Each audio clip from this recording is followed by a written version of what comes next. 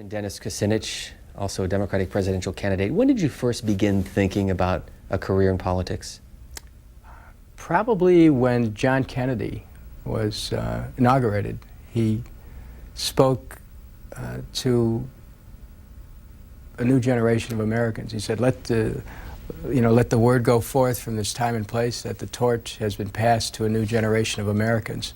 And as I was sitting there in my 9th grade homeroom, I thought maybe he was talking about me and my classmates. And when he said, ask not what your country can do for you, ask what you can do for your country, I felt a calling, and I really felt it.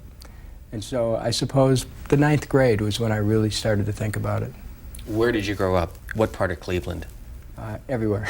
My parents never owned a home.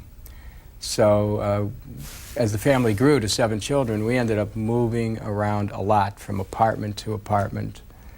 And sometimes we rented a downstairs of a house. But by the time I was 17, we lived in about 21 different places, including a couple cars. So it was a adventurous inner city life. How did you live in cars with well, 7 there was brothers and sisters? Well, with five of us at that point in the family, five of the children, my parents had a real rough time. My mom had been sick, and we moved out of Cleveland for a little bit into a farm in Michigan. And when we came back, we were having trouble finding a place to rent. I mean, I'll tell you, they used to take out ads in newspapers that would say, no children, or 2 children. And if you had 5 and you couldn't find a place that would want to rent to 5, you'd have problems. So, there was a time when, a few months here and there, we lived in a car. And then when we'd find a place, my dad would tell the landlord, for example, in this one instance, well, we have 2 children. And we used to have a drill where 3 of us, the 3 oldest, would hide in a closet. If we heard somebody coming up the front stairs, we thought it'd be the landlord because there was only 2 children allowed. And another time, we'd run down the back stairs and hide behind parked cars until whoever was visiting left, and generally it was the landlord. Somehow the landlord found out there was this big family in this little space, and we had to move. So it was as I said, it was a different kind of childhood. It was mostly happy, sometimes sad, but mostly happy. Pretty adventurous. We got to see the city at a very early age, and I suppose in some ways, by the time I was 31, ready to run for mayor, I had already had all the contacts I needed around Cleveland from the time I was a kid. Describe your mom and dad. What were they like? What did they do? My dad came back from World War II, where he served as a Marine in combat. With one of his knees had been shot out, and he had a plate for a knee. And he loved America, loved the country very much. Loved service. I mean, he loved being a Marine.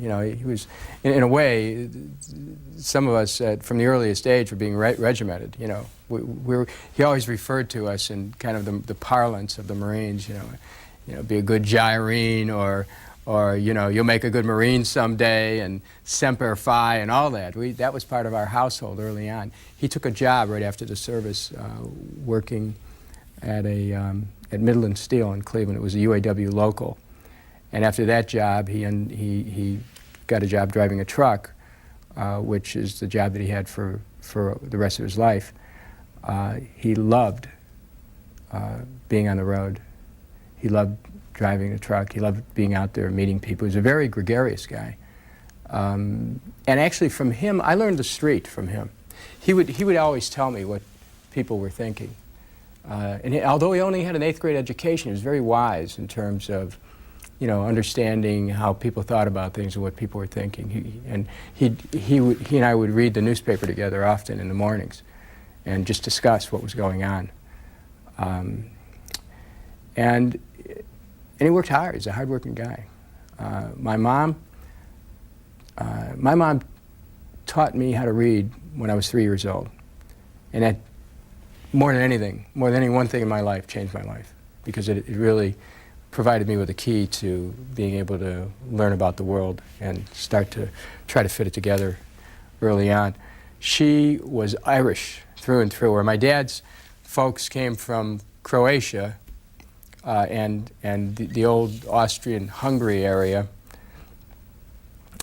My mom, her family's name was Norris, and the Norris family went all the way back to Ireland. And my mom was very proud of being Irish.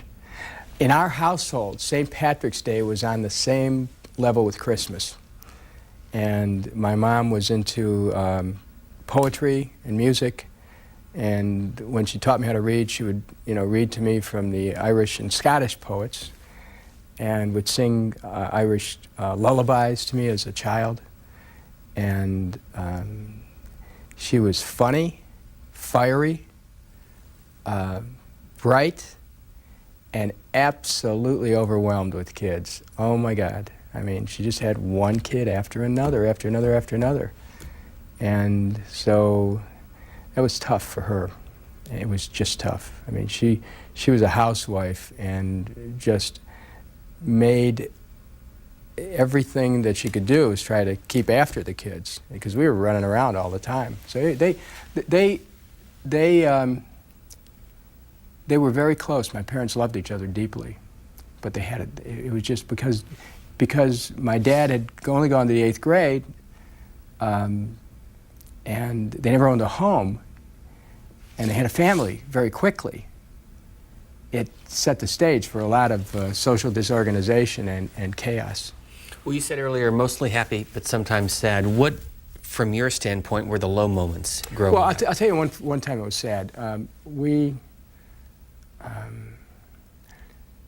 After my mom had the 5th child, she became very ill. Today it would probably be called postpartum depression. Then it was called a nervous breakdown. And so my dad was in a situation where he couldn't, he needed help, so we ended up living with some relatives for a while. But then the relatives couldn't keep us because they had 3 kids of their own. It was a very small place we were staying in. So my mom had to be in a hospital for an extended period of time, and my dad put us in a place that was like a children's receiving home or an orphanage. It was called Parmadale, and so there were some kids there who lost their parents, and some whose parents had abandoned them, and some from broken homes. And so, I was there with a number of my siblings around Thanksgiving. I think we went in a few days before Thanksgiving and stayed there through the Thanksgiving and Christmas and New Year's, and sometime past that. That was hard because our family was broken up, and we always had a closeness, even though it was chaotic. We always stayed together, and so this was the time when the family was broken up. I was about 11, 12 years old, and it was so hard because there was really a feeling of isolation. It was probably one of the toughest periods that I can remember as a child, because I didn't know what was going to happen to our family. I didn't know if we'd ever get together again. I didn't know if my mom was going to be okay. I didn't know how my dad was going to keep it together. It was hard. It was very hard. What happened next? My mom got out of the hospital, and we ended up moving to a little town called Millington, Michigan. And it's a farm. We moved on a farm which we had been led to by one of my dad's brothers. And he had friends that had a farmhouse.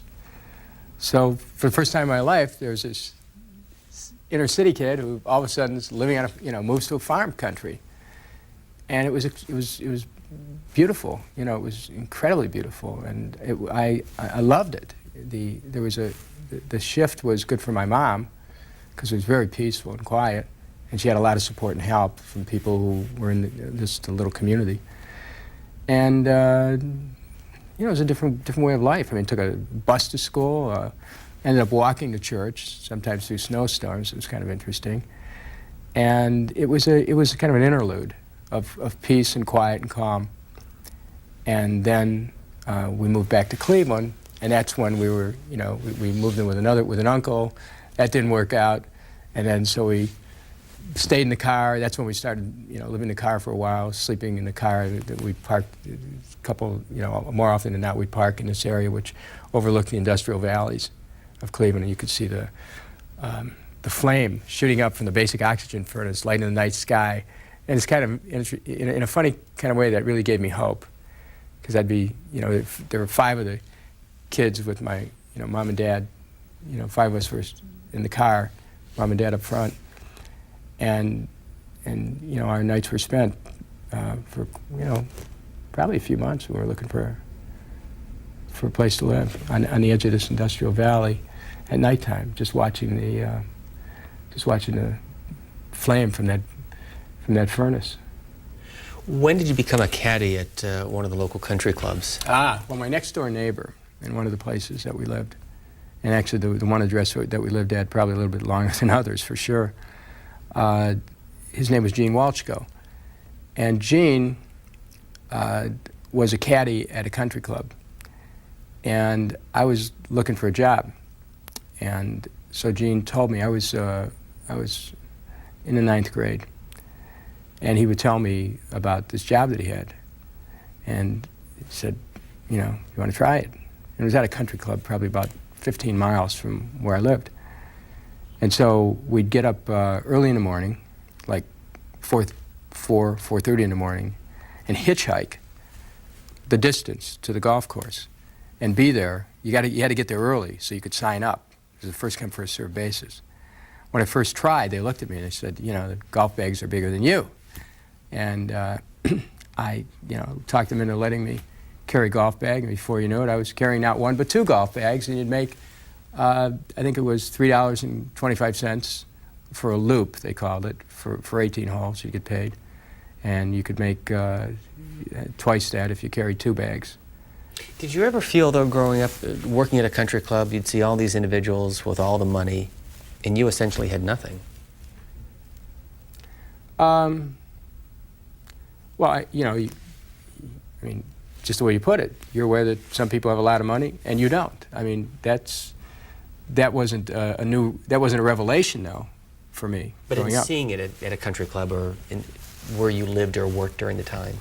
Well, the name of the country club was Beachmont Country Club, and the people there were terrific to caddies. I mean, they treated caddies as if they were their sons. I mean, it was amazing. And so, you know, there wasn't a sense of being mistreated or anything. People were really tremendous. I mean, years later, I still have some friends from that time. From, you know, now it's 40 years ago. Some of the people are still my friends who I caddied for. And so I would say that there wasn't, because of the way the members treated the caddies, there wasn't any class consciousness. It was very interesting. You know, the Beachmont was most of the members, I think, were probably from the Jewish community. And I mean, we were treated well, and we were pretty well paid. It was a great job as a young person to have. You could make a lot of money being a caddy. And the people were always nice. I'll tell you how nice they were. When I was a junior in high school, I had a physical for the football team, and they found out I had a heart murmur. It could have been the summer of my senior year. They found out I had a heart murmur. And I was just destroyed because I loved playing sports. And I wasn't particularly good at it, but I loved playing sports.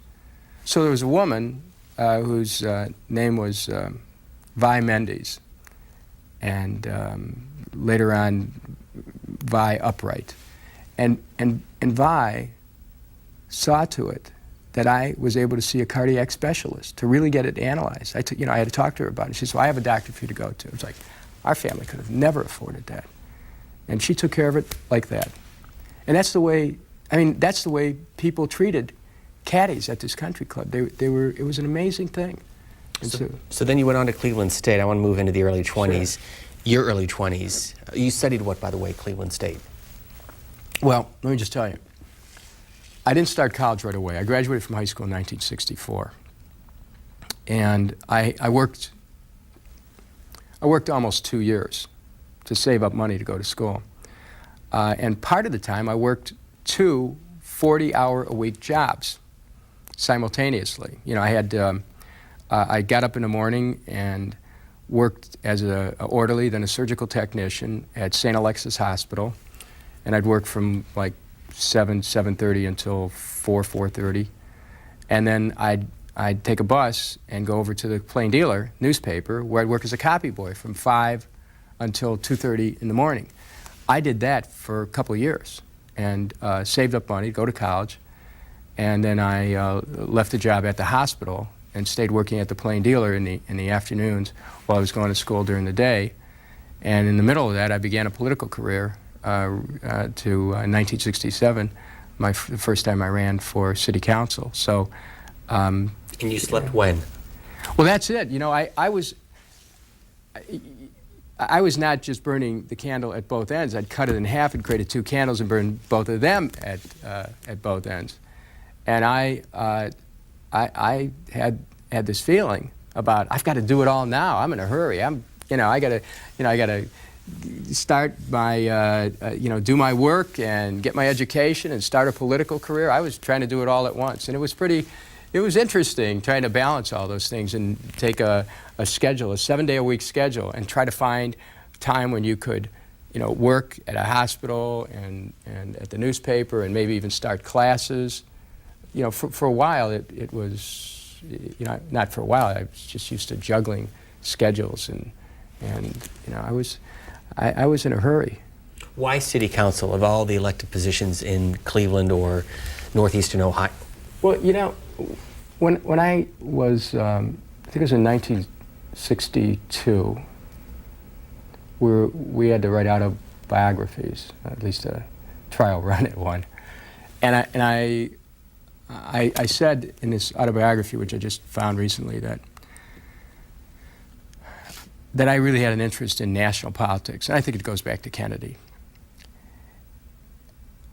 My interest in national politics, not really local politics. I didn't really understand it so much. But when I was working at the Plain Dealer, I started to understand the local scene, because when you're working at that city desk, you're right at the nerve center of the city room. And the city room then was much more of the Ben Heck type city room than it is the more of a kind of a sterile, almost surgical or surgical type center that they are today.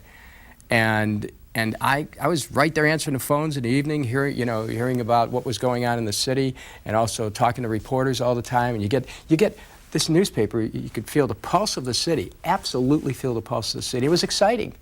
It was one of the most exciting jobs I think a young person could have. One night I was answering the phones, and somebody called from a bar and said that, we've got a candidate running for city council. And I know he called for a bar, first of all, because of the noise in the background, and secondly, because the person was slurring every other word, and it was clear he was inebriated. And talking about this local political campaign, turns out from the very neighborhood that I was from. And, and it just got me thinking about this, for some reason, maybe it's the poetry I was reading at the time, Houseman. I think it was a line from Houseman about how malt does more than Milton can to justify God's ways to man. And I was just thinking of this call that I had with this person who was drunk, and at the same time he's talking about politics. And in this swirl of thinking, I turned around to the night city editor, whose name was Gene Mayeroff, who went on to become the education writer for the New York Times. And I said, Gene, how does someone run for city council? And he looked at me with a smile, and he said, why? Are you thinking about it? And it was like an epiphany. Hey, wait a minute. I'm interested in politics. And so the next day, I went down to the Board of Elections to ask questions about how do you run. Gene had told me a few things. And by August, sometime around the beginning of August, in 1967, I became a candidate for Cleveland City Council. And of course, the people in the Plain Dealer newsroom, they thought it was hilarious, because I was taking on, one of the most entrenched members of the council. And no one took it seriously. They just saw it that I was on a lark. I didn't feel that way. I was very serious about it. But when the story came about my candidacy, the city editor told me, look, this will be on page 1. And I thought, no way. Well, he put it on page 1, and they had the headline, "Protest with a Guitar. Not this candidate, comma, 20." So it has a very serious picture, you know, where I was 20 trying to look 60 or something. And you know, I ran, knocked on doors for months on end. And, you know, in the time that I wasn't working, and came closer than anyone had ever come to defeating this, this entrenched incumbent. Also learned about politics, as I learned in my door-to-door work, why this person, his name was John Belinsky, was so revered in the community, because he took care of people. Because when people called and they had a street light that needed fixing, John Belinsky took care of it. And because, you know, people called and they needed help with some kind of a legal matter, he helped them. If they needed help with with some city service or trying to get a job, he helped them. I learned about politics by learning about how he served the people, and developed a constituency door to door, not just for that election, but by campaigning 2 more years. And then the second time around, I was elected in a landslide, 16 votes. And then 10 years later, you become what's often referred to the boy wonder, the youngest mayor of a large metropolitan city. Actually, 8 years later. 8 years. Yeah, 8 years later, I became elected mayor of, I was elected mayor of Cleveland, youngest person ever elected mayor of a major American city. How did you go from that to Dennis the Menace? Well, you know, when you're born with the name Dennis in the mid-40s, that there was a TV show on by the name of Dennis the Menace. There was also there's also the cartoon in the newspapers, and there was a comic publication. So you know, Dennis, Menace. I mean, it was just anyone named Dennis was subject to be calling Dennis the Menace. And so, as mayor of Cleveland, you know, I suppose that the private utility that wanted to take over our municipal utility saw me as a menace when I said no. And so the challenges that came up during my term, which were really very serious, where I mean, I was elected on a promise to save Cleveland's municipal electric system from a takeover by this private utility. That's how I got elected. People voted for me. I actually led a civic crusade to stop the sale. The sale had already been consummated. We tied it up with a petition drive, and then my candidacy was the vehicle to raise it to the issue to the highest level. I got elected, canceled the sale. But that was just the beginning of the story, because on December 15th, 1978, 25 years ago, I was told by the biggest bank in Cleveland, look, you're going to sell that electric system to this private utility, and if you don't, we're not going to renew the city's credit. Now, why did the bank do that? Well, it turned out later on the bank and the utility had 4 interlocking directorates. 4 people who sat on the bank also sat on the utility. The bank held utility deposits, and they had all kinds of connections. Well, I said no. We saved the city's electric system, which meant we helped people have access to cheaper electricity in Cleveland, which is so important for so many families. But the city went into default. And so, you know, we saved the electric system, but I lost the next election because people really didn't understand, you know, how I could come in to, you know, and be mayor of the city. And the next thing you know, the city was in financial trouble. But it was really a manufactured default. It was not one of the proudest moments in corporate Cleveland's history. Let me ask you a couple of questions about your family. You have how many children? I have a daughter. And how old is she? My daughter's 21. She is about to get a degree and working in, you know, her interest is in journalism and in international relations. She is very bright, a very talented writer, and I think she's going to be a tremendous journalist someday. I mean, she's on her way to doing that right now. She actually has done internships with a number of major media outlets that you'd be very familiar with. What does she think of what her dad's doing and has been doing? She's very supportive, and we have a very close relationship, and you know, it's just great to have a daughter like her. Are you the only vegan running for president? I imagine. I mean, I don't know. How did that all come about? Well, let me tell you, Joe Lieberman and I probably have some of the same dietary practices. When I was in the state senate, I met a woman and fell in love, and she was a vegan. And so this was love. Love took me on that path. And so without telling her, I saw how she ate and what she ate. I kind of tried it. And before I knew it, it worked for me. I found out that I had a level of energy and an ability to focus and to not to get tired, and just clarity. I mean, every benefit I could have that one could get from a change in diet, I got not only from changing my diet, but also I enjoyed a level of health that I'd never had in my life, and suddenly it worked for me. So this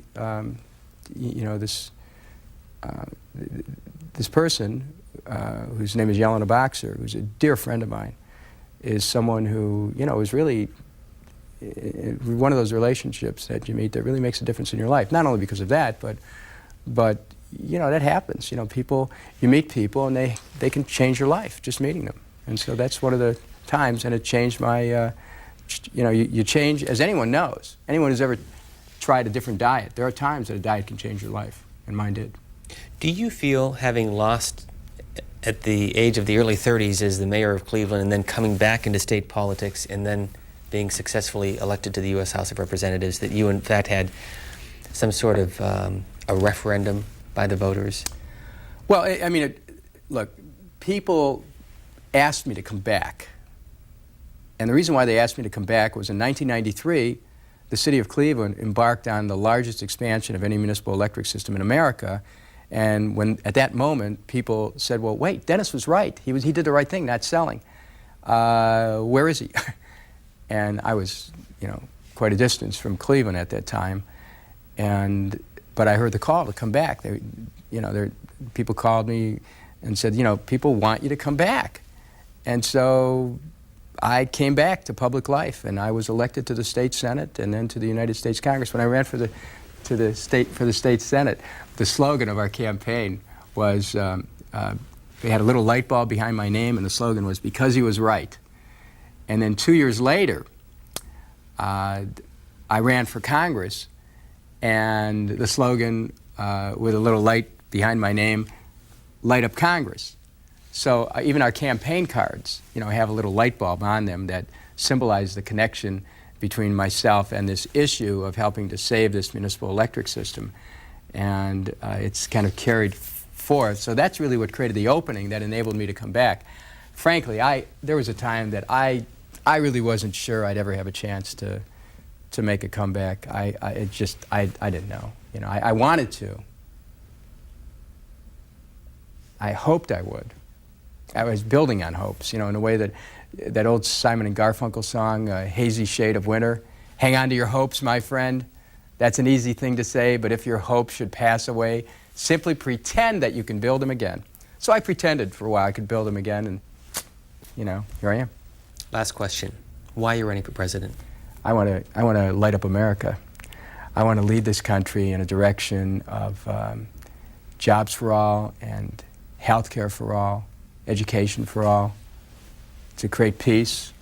My proposal to create a Department of Peace is a proposal that builds on the possibility that we can have a more peaceful society, that war is not inevitable. We have to have the ability to reach out to the world community and through cooperation achieve security in this country and security around the world. So I think I bring an optimistic vision to this country. I think that my life really has been about more of an upbeat, optimistic approach that always builds on the hope and tries to make things happen, believes you can change the outcome no matter how dire things might look. So I live that way. So I want to share that understanding with the nation and help lead America in a direction where it'll affirm our highest ideals. And I think I can help our country connect to that.